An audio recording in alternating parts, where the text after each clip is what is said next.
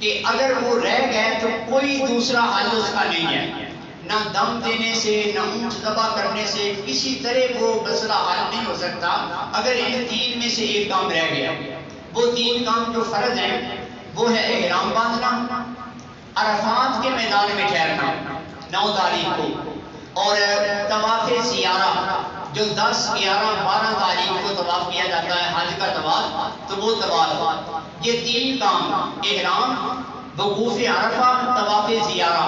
یہ فرض ہے۔ اگر ان میں سے کوئی کام رہ گیا تو پھر نہ بکرا دینے سے مسئلہ حل ہوگا، نہ اونٹ ذبح کرنے سے مسئلہ حل ہوگا، یہی کام کرنے پڑیں گے تو پھر جا کر مسئلہ حل ہوگا، ورنہ ان کی کوئی تلافی نہیں ہے، ان کا کوئی حل نہیں ہے، کوئی متبادل اس کا نہیں ہے۔ تو یہ تین کام فرض ہیں، اور 6 کام ہیں جو واجب ہیں۔ ان میں اگر کوتاہی ہو جائے تو بکرا دے کر، دم دے کر مسئلہ حل ہو جاتا ہے۔ وہ یہ بکرا دینا ان میں سجدہ صاحب کی طرح ہے، جیسے نماز میں سجدہ صاحب ہوتا ہے۔ تو 6 کام ہیں ایسے۔ مزدلفہ کے اندر ٹھہرنا واجب ہے، اگر کسی وجہ سے نہیں ٹھہر سکا تو بکرا دے کر حج پورا ہو جائے گا۔ اسی طرح جمرات، وہ اس پہ کنکریاں مارنا، یہ واجب ہے۔ قربانی واجب ہے، سر منڈوانا واجب ہے، صفا مروہ کی سعی واجب ہے، اور طواف وداع،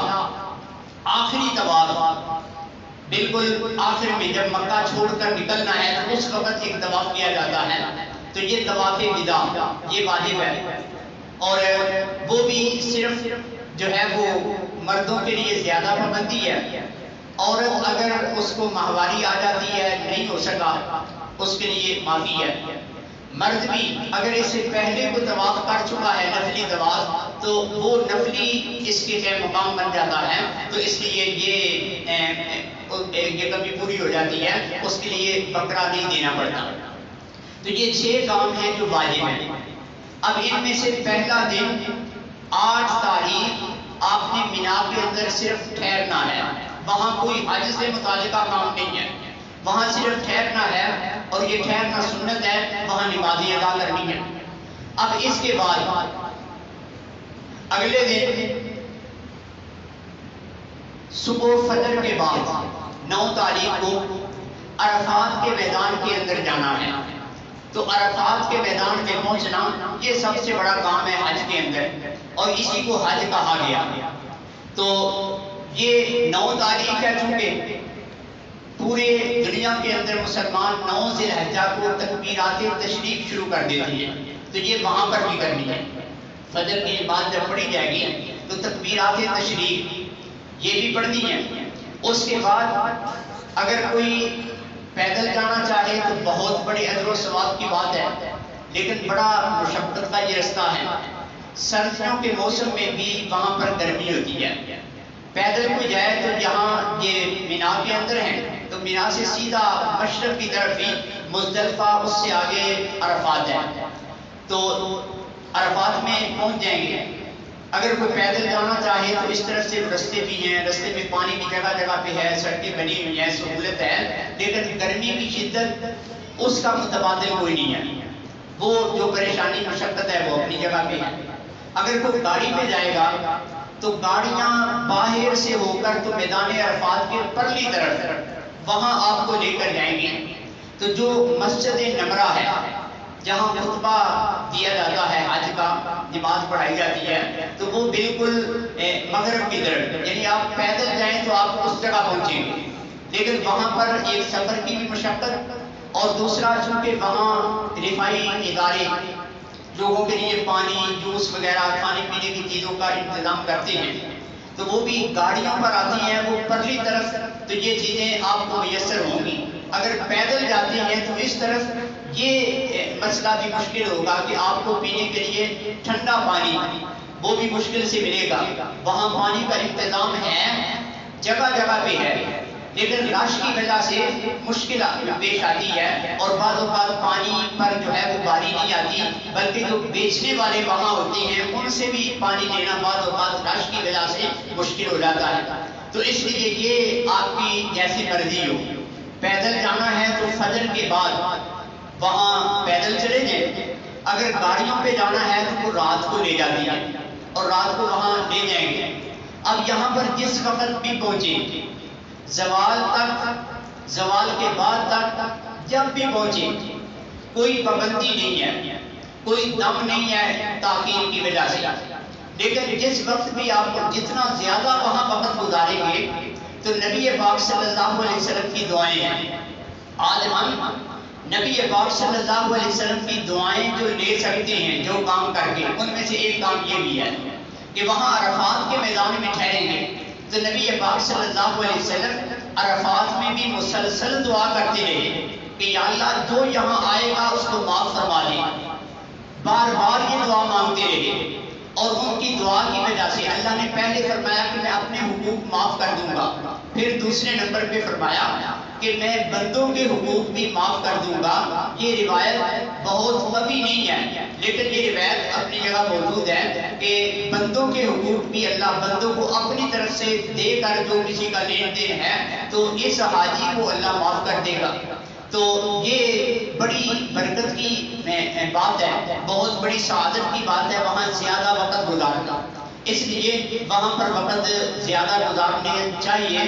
لیکن کوئی پابندی شرعی نہیں ہے۔ زوال کے بعد بھی آپ پہنچیں تو کوئی مسئلہ نہیں، لیکن یہ پابندی ہے کہ جب آپ وہاں پہنچ گئے تو سورج غروب ہونے سے پہلے وہاں سے نکل کر واپس نہیں آنا۔ وہاں سے اگر نکل کر واپس پہلے آ جائیں گے تو پھر اس کی وجہ سے بھی دم دینا پڑے گا، یہ بھی اپنی جگہ واجب ہے اور اس کی وجہ سے بھی دم دینا پڑے گا۔ اگر آپ نکلے پھر واپس چلے گئے تو پھر بھی پابندی ختم، وہ دم وغیرہ ختم ہے اور پھر آپ سورج غروب ہونے کے بعد وہاں سے نکلیں گے۔ اب یہاں سورج غروب ہو گیا، مغرب کی نماز کا وقت ہو گیا، وہاں عرفات کے میدان میں دن کے وقت امام خطبہ دیتا ہے اور ظہر اور عصر کی نماز اکٹھی وہ ادا کی جاتی ہے ایک آذان کے ساتھ۔ تو وہاں یہ دو نمازیں ادا کرنی ہیں، جو لوگ قریب ہیں ان کو آواز آتی ہے وہ نماز ساتھ پڑھ سکتی ہیں۔ مسجد نمرہ کے اندر جگہ کسی کو مل جائے تو وہاں انہوں نے اندر ایک نشان لگایا ہوا ہے، اس نشان سے آگے کا حصہ عرفات سے باہر ہے، اس سے پیچھے پیچھے رہنا ہے، اس سے آگے کا حصہ عرفات سے باہر ہے، اس لیے عرفات سے باہر نہیں جانا، تو اس کے اندر اندر رہنا ہے۔ تو وہاں رہتے ہوئے آپ جبل رحمت کی طرف ہیں تو اس کے اوپر جا کر دعائیں مانگیں۔ یہ وہ مقام ہے جہاں آدم علیہ السلام نے حضرت حوا کے ساتھ ملاقات کی اور انہوں نے دعائیں مانگی۔ بہت سے انبیاء وہاں دعائیں مانگتے رہے، سارے انبیاء دعائیں مانگتے رہے، تو یہ بڑی بابرکت جگہ ہے، بڑا بابرکت مقام ہے۔ تو یہاں پورا دن رہ کر دعائیں مانگیں اور مغرب سورج غروب ہونے کے بعد وہاں سے نکل کر مزدلفہ کے اندر واپس آنا ہے۔ اب یہ اللہ کا حکم ہے کہ ویسے نماز کا وقت ہے تو نماز پڑھنی چاہیے، لیکن یہاں فرمایا کہ مغرب کا وقت ہو گیا لیکن نماز یہاں ادا نہیں کرنی۔ وہاں مسجد کے اندر نہ آذان ہوتی ہے نہ نماز ہوتی ہے، وہاں سے سارے واپس آتی ہیں اور مزدلفہ کے اندر ایک پہاڑ ہے جہاں نبی پاک صلی اللہ علیہ وسلم اس کے قریب ٹھہرے تھے، مشعر حرام، وہاں مسجد تعمیر کی گئی ہے، تو اس کے قریب جگہ مل جائے تو بڑی اچھی بات ہے، اگر نہیں تو پورے مزدلفہ کے اندر جہاں بھی ٹھہر جائیں وہاں ٹھہر سکتے ہیں۔ تو یہ ایک رات یہاں مزدلفہ کے اندر آپ نے ٹھہرنا ہے، صبح فجر کے بعد یہاں سے نکلنا ہے اور یہ صبح 10 تاریخ ہوگی، 10 تاریخ کو صبح وہاں سے نکلنا ہے۔ تو وہاں سے نکلتے ہوئے یہ کینکریاں وہاں سے اٹھانے کا حکم ہے کہ 70 کینکریاں وہاں سے آپ اٹھا لیں گے، یہ ضرورت کے مطابق آپ کی ضرورت اس سے پوری ہو جائے گی، اور یہ کینکریاں بہت بڑی نہیں ہونی چاہیے بلکہ چنے کے دانے سے چھوٹی نہ ہو، کھجور کی گٹھلی سے بڑی نہ ہو، اس کے قریب قریب، لیکن اگر تھوڑا فرق بھی پڑ جائے تو کوئی ایسی بات نہیں کہ جس کی وجہ سے کوئی جرمانہ پڑتا ہوتا۔ تو یہاں سے کینکریاں اٹھا لینی ہے، آپ نے یہاں سے فجر کے بعد نکلنا ہے۔ نبی پاک صلی اللہ علیہ وسلم کی ازواج میں سے حضرت سودا بنت زمعہ، ان کو نبی پاک صلی اللہ علیہ وسلم نے اجازت دے دی کہ آپ فجر سے پہلے ہی نکل جائیں، کیونکہ وہ جسمانی طور پہ ان کا وزن زیادہ تھا، جسم بھاری تھا، تو بیماروں کو گویا اجازت ہے کہ کوئی اگر پہلے جانا چاہے تو جا سکتا ہے۔ اب یہ جو دن ہے 10 تاریخ کا عید کا دن، تو یہ دن ہے حاجی کے لیے مصروف ترین دن۔ کرنے کو تو یہاں 4 کام ہیں، صرف 4 کام اس پورے دن کے اندر کرنے ہیں، لیکن ایک جگہ سے دوسری جگہ جانا مسافت اتنی زیادہ ہوتی ہے کہ یہ 4 کام بھی مشکل سے ہوتے ہیں اور لوگ اس میں غلطیاں کرتے رہتے ہیں۔ پہلے نمبر پر ہے جمرات کی رمی، یعنی یہ پہلے دن صرف جمرہ عقبہ، آخری جو جمرہ ہے، یعنی ادھر سے آپ جائیں گے مینا کی طرف سے، پہلے 2 جمرات چھوڑ کر تو تیسرا جمرہ، تو اس پر 7 کینکریاں اس طرح مارنی ہے کہ بسم اللہ اللہ اکبر پڑھتے ہوئے ایک ایک کنکری مارنی ہے، اور یہ بہت زور سے مارنے کی ضرورت نہیں، حکم تو یہ ہے کہ انگلی کے اوپر اس طرح رکھ کے تو مار لو، لیکن یہ وہ مار سکے گا جو بالکل قریب ہے،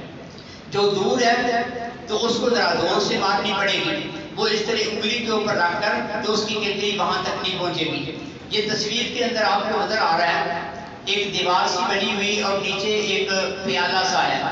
تو کنکری اس طرح مارے کہ یہ حوض جو نیچے بنا ہوا ہے پیالہ سا، اس کے اندر اگر کنکری پہنچ گئی تو ٹھیک ہو گیا، یہ لگ گئی ہے، اگرچہ دیوار کو نہ بھی لگے اس کے اندر پہنچ گئی تو یہ ٹھیک ہو گیا، درست ہو گیا۔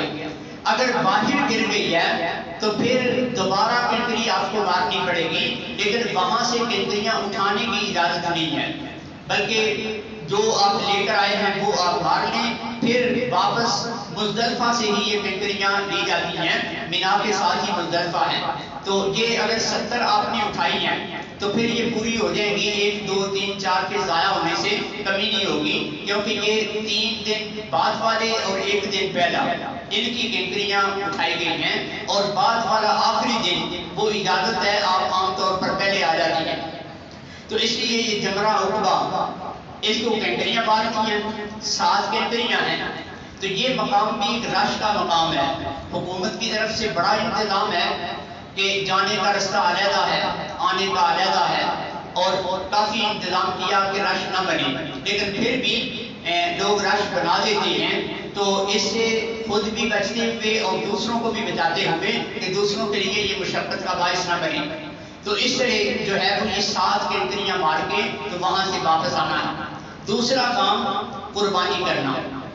قربانی کرنا یہ چونکہ